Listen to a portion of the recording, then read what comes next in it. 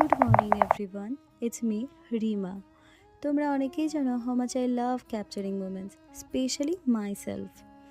আমি মনে করি আমাদের প্রত্যেকের জীবনে অনেকটা সিনেমার মতো, আর আমি আমার লাইফের স্টোরিটাকে একটু বেশি রোম্যান্টিসাইজ করতে পছন্দ করি। অনেকেই মনে করে content creation is a West of time, but I don't think so. Video making আমার কাছে অনেকটা থেরাপির মতো কাজ করে।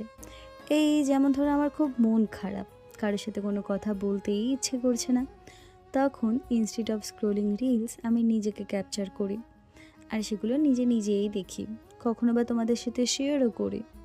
তাই যা তোমাকে বেটার ফিল করায় বা যে কাজটা করে তুমি হ্যাপি থাকো, তা কখনোই ওয়েস্ট অফ টাইম হতে পারে না।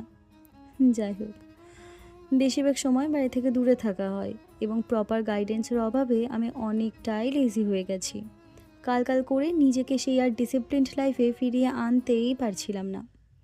একটু রিসার্চ করে 21 ডেজ হ্যাবিট চ্যালেঞ্জটার কথা জানতে পারি।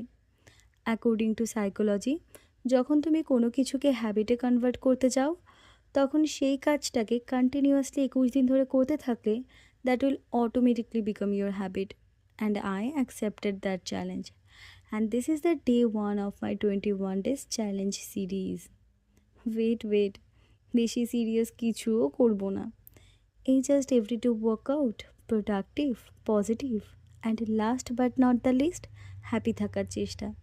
আজ তাহলে আসি। ভিডিওটা ভালো লাগলে ইউ ক্যান কমেন্ট, দিল মাঙ্গে থোড়া আর।